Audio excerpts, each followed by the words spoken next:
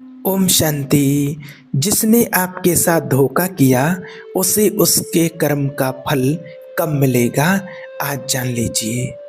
देखिए, मेरे पास इस प्रकार के सवाल बहुत आते हैं। कहीं कमेंट्स पढ़ते हैं, कहीं व्हाट्सएप पर कोई कोई मैसेज करते हैं, या फिर कोई कोई डायरेक्ट ही मुझे कॉल करके पूछते हैं।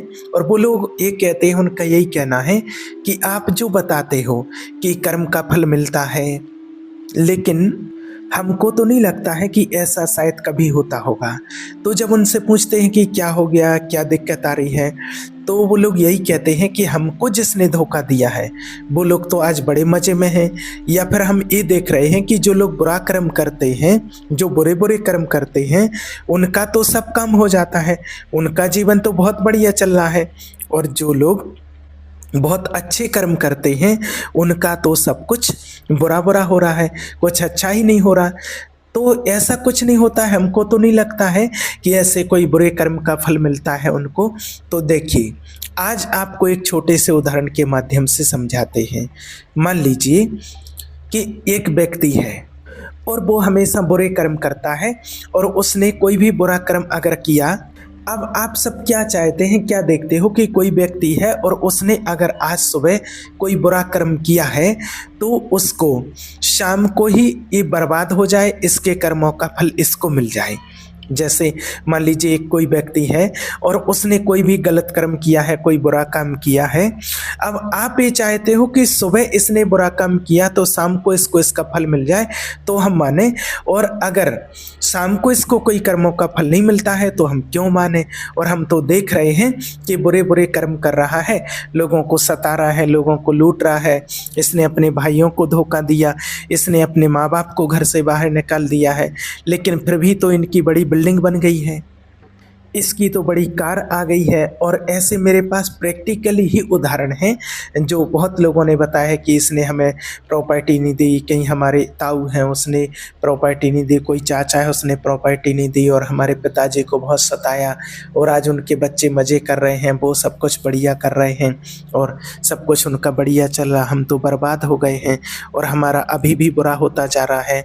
और जो ऐसे लोग हैं बुरा कहने वाले, उसके बच्चे अच्छे स्कूल में पढ़ रहे हैं, उनके पास खूब पैसा आ रहा है, पैसे की कमी नहीं है, वो तो अपना अच्छा जीवन जी रहा है। कौन सा कर्म, फिर लोग कहते हैं कैसा कर्म, हम तो नहीं मानते हैं। तो देखिए, आप माने या ना माने, आपके मानने या ना मानने से कोई फर्क नहीं पड़ता है, किसी को कोई फर्क नहीं पड़ता है। देखिए, अगर कोई कर्म को नहीं मानता है कि अच्छा और बुरा क्या होता है, और कि कोई लोग कहते हैं कि मैं तो करूँगा कर्म, तो जब बुरे करूँगा, और देखिए जब कोई बुरे कर्म करेगा तो जो प्रकृति में है वो तो है। अब मेरे मानने या ना मानने से क्या फर्क पड़ता है। देखिए, होता क्या है, इस बात को समझिए कि अगर कोई व्यक्ति बुरे काम कर रहा है और बहुत बुरे कर्म उसने किए हैं, उसने अपने माता पिता को घर से बाहर निकाल दिया है, उनको खाना नहीं देता है, भाई को अपनी संपत्ति दी नहीं, लोगों को लूट रहा है, धोखा दे रहा है लोगों को। अब ऐसा हो कि मान लीजिए कि अगर कोई व्यक्ति है और वो आज करोड़पति है, और उसके अगर आज 20,000 रुपये का नुकसान हो गया जो कोई बुरा काम करता है, तो करोड़पति व्यक्ति को 20,000 में क्या फर्क पड़ेगा, कोई नहीं, हाँ हो गया हो गया। अगर उसी 20,000 की जगह अगर 2 लाख का हो गया, तो समझना बात को, तो वैसा फर्क पड़ेगा। और अगर 20,000 की जगह 20 लाख का हो गया तो वैसा फर्क पड़ेगा। और अगर 2 करोड़ का हो गया तो, और अगर 200 करोड़ का हुआ तो वो व्यक्ति समझो कि ऊपर ही निकल जाएगा। तो देखिए, ऐसा है कि अगर व्यक्ति कोई बुरा है और उसको अगर कर्मों की सजा मिलनी है, तो आपने एक बात सुनी होगी कि पाप का घड़ा। तो देखिए, अगर आज इस व्यक्ति के 20,000 रुपये चले जाएंगे तो उसको कोई फर्क नहीं पड़ेगा, क्योंकि उसके पास इतना है। तो पहले क्या किया जाएगा कि पहले अगर ये व्यक्ति बुरा है, अगर इसने बुरे कर्म किए हैं, और अगर इसने अपने भाई की संपत्ति छीन ली है, एक उदाहरण के लिए, या और कोई भी स्कीम लगा ली, कोई गलत काम किया है, तो पहला तो पैसा इसके पास और पहुंचाया जाएगा प्रकृति के द्वारा। इस लॉजिक को आप समझो। कर्म जैसा होगा तड़फ वैसी ही होगी। तो पहले पैसा और कहीं से आएगा इसके पास प्रकृति के द्वारा कि और ले तेरे पास 1 करोड़ आए, 2 करोड़ आए, 10-20 करोड़ आए। अब मान लीजिए 50 करोड़ की संपत्ति हो गई और पता चला कि कुछ ना कुछ नुकसान हो गया, या जैसे कई जगह मूवी में देखते हैं ना कि अरे उसकी फैक्ट्री में आग लग गई है, उसके साथ ऐसा हो गया है। अब व्यक्ति बेहोशी हो जाता है। तो समझना इस बात को। तो होता क्या है कि जब आप बुरा कर्म करते हैं तो उसकी एक योजना बनती है। ऐसा नहीं कि आज सुबह बुरा कर्म किया और शाम को ही उसका रिजल्ट मिल जाए, उसका परिणाम मिल जाए। नहीं, ऐसा नहीं होता है। देखिए, थोड़ा समय लगता है। आपको एक चीज़ और बताते हैं, और जो ये बता रहे हैं ये मैंने रियल एग्जाम्पल आज देखा है, प्रैक्टिकली में हमारे आसपास ही का है ये। और शायद ये चीज़ आपने भी देखी होगी, आपके घर परिवार में ही आपने देखा होगा। अब देखिए, एक उदाहरण और आपको बताते कि जो 2 भाई हैं, और बड़ा भाई है जो होशियार है, चालाक है, और जो छोटा भाई है वो एकदम भोला है, सीधा है। और उसने, बड़े भाई ने जिंदगी भर स्कीम लगा लगा करके छोटे भाई को कुछ दिया नहीं। अब छोटे भाई को तो पूरा विश्वास था बड़े के ऊपर कि मेरा बड़ा भाई है। अब छोटे भाई से काम भी खूब करवाया बड़े भाई ने, और एक समय पर आकर के मान लीजिए कि बड़े भाई ने छोटे को कुछ नहीं दिया, सारी संपत्ति अपने पास रख ली और इसको ऐसे ही खाली हाथ छोड़ दिया, बोले जाओ तुम। अब ये बेचारा किराए के कमरे में रह रहा है, कहीं किराए का मकान रह करके रह रहा है। अब बड़े भाई ने क्या किया? धोखा। अब कर्म क्या बना? गलत। भाई देखिए, अगर दोनों भाई थे, दोनों साथ में काम कर रहे थे तो बराबर के हिस्सेदार थे, बराबर प्रॉपर्टी देनी चाहिए थी। तो ईमानदारी से उसको भी भला कहना था, क्योंकि वो बड़ा था, पढ़ा लिखा था, समझदार था।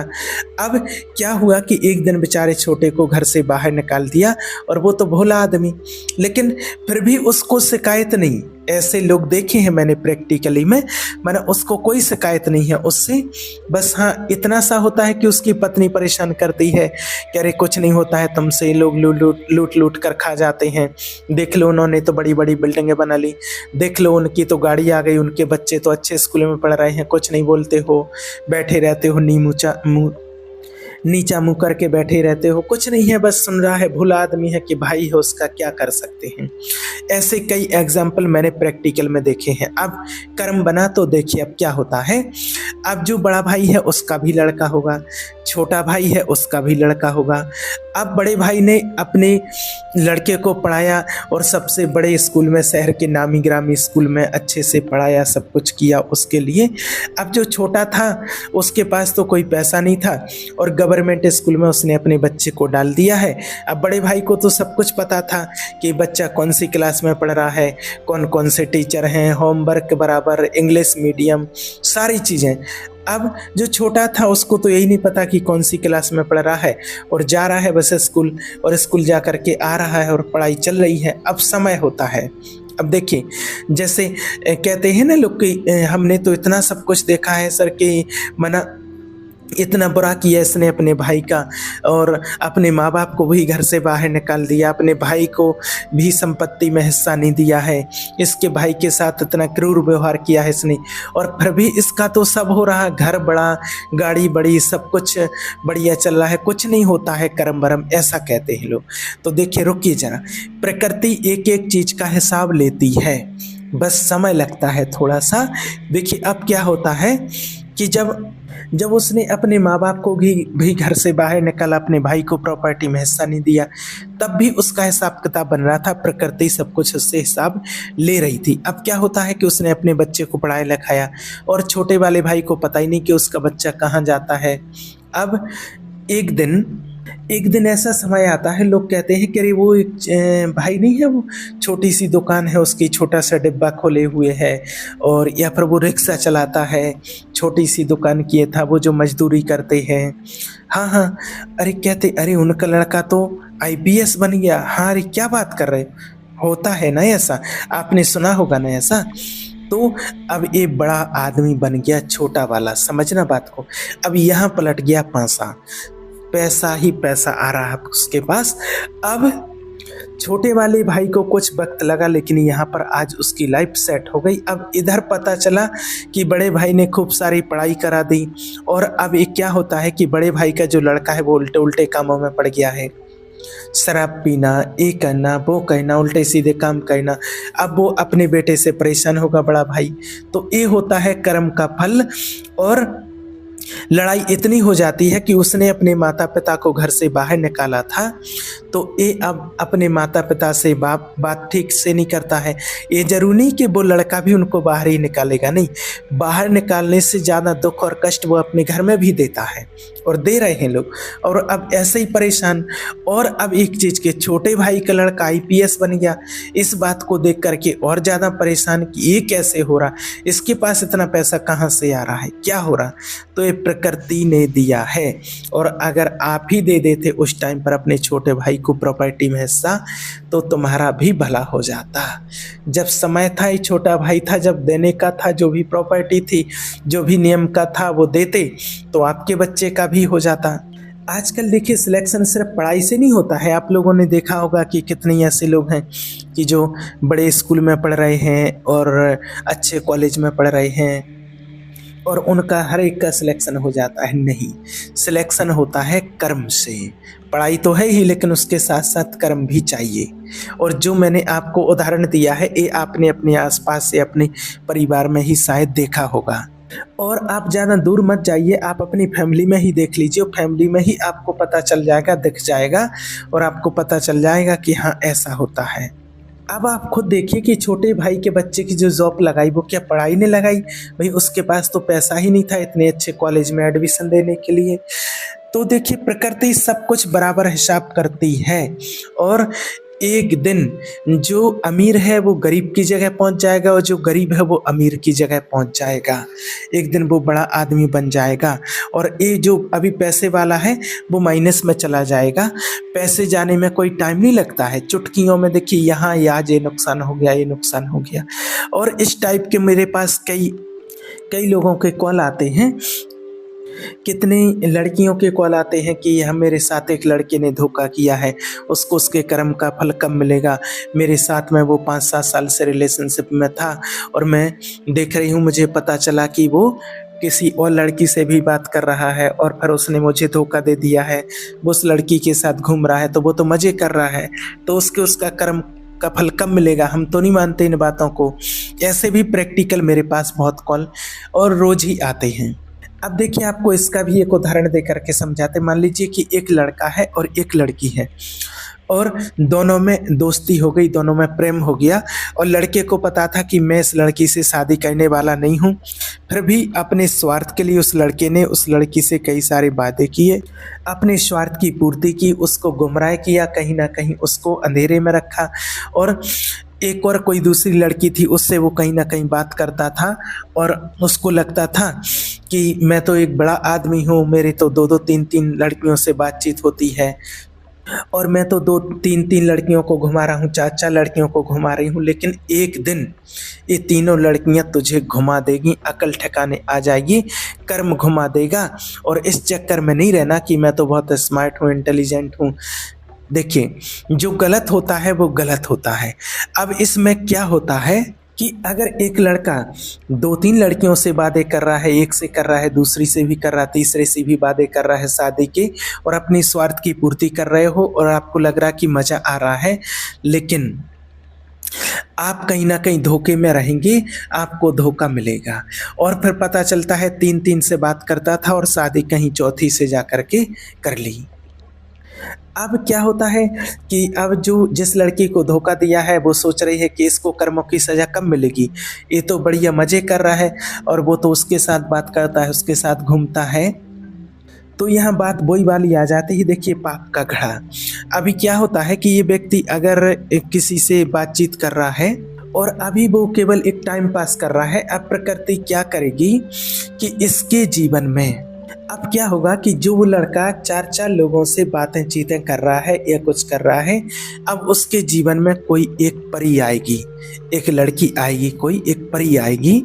अब क्या था कि अभी तक तो ये 4 लड़कियां जो थीं, उन चारों को उससे प्रेम था, और वो चारों से टाइम पास कर रहा था। अब जो एक लड़की परी आएगी, तो उस लड़के से उस लड़की के साथ प्रेम करवाया जाएगा। समझना बात के लिए। कौन करवाएगा? प्रकृति करवाएगी। कैसे? उस लड़के के दिमाग में घुस करके उस लड़की से प्यार करवाएगी। ये जो लोग कहते हैं ना कि जिसने प्यार में हमारे साथ धोखा किया उनको फल कब मिलेगा, तो फल हमको नहीं देखना है ऐसा बैठ करके कि कब फल मिलेगा। अगर हम बैठ करके देखने लग गए कि इसको कब फल मिलेगा कब फल मिलेगा, तो हम काले पड़ जाएंगे। याद रखना।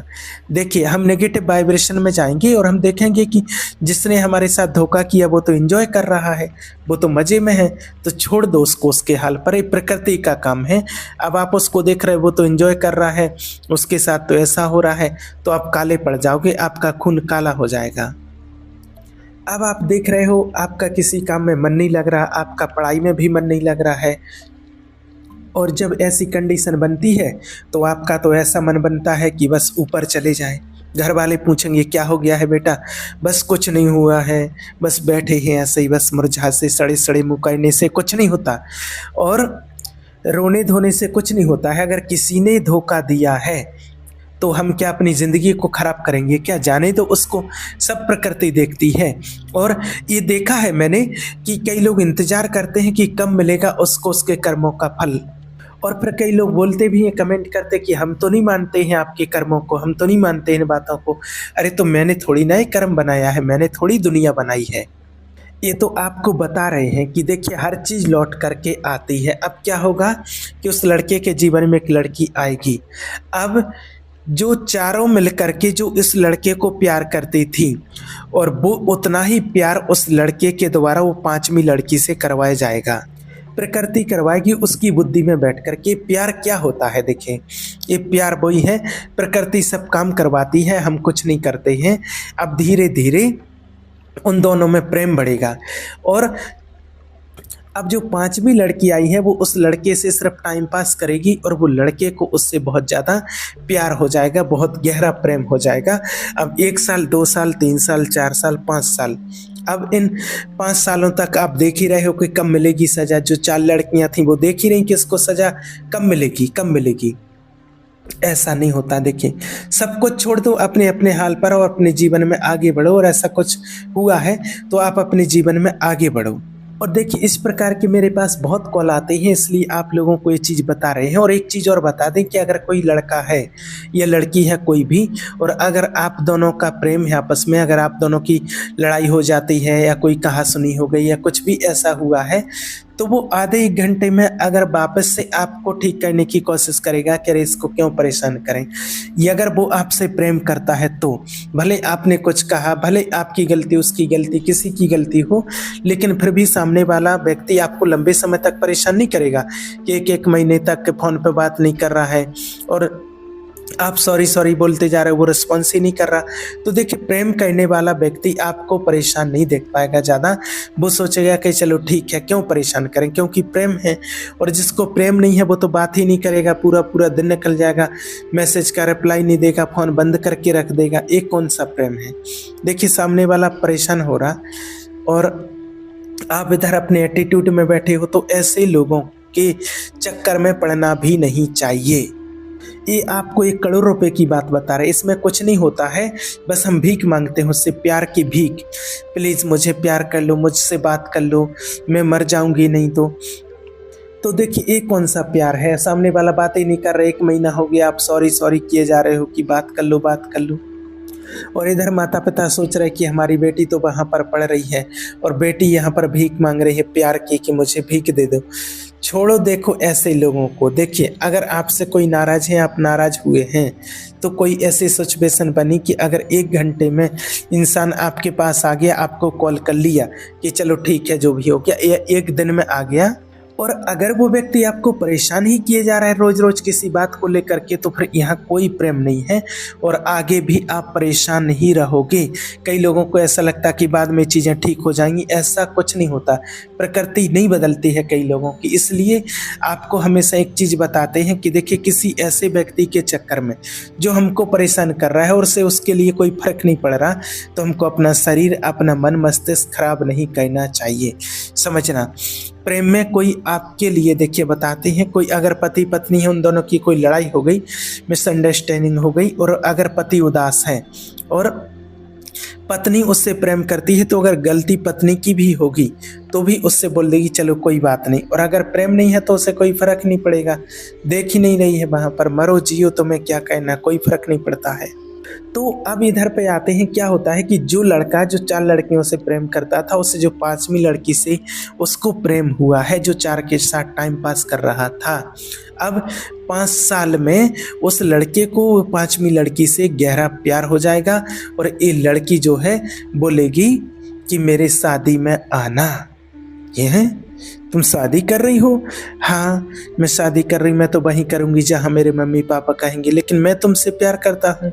हाँ पर मैं अब घर वालों के अपोजिट नहीं जा सकती हूँ। अब उस लड़के का दिमाग खराब, अब उस लड़के ने उन जो चारों को दिया था ना मस्ती मस्ती में एंजॉय करने, वो सब कुछ उसके ऊपर आएगा।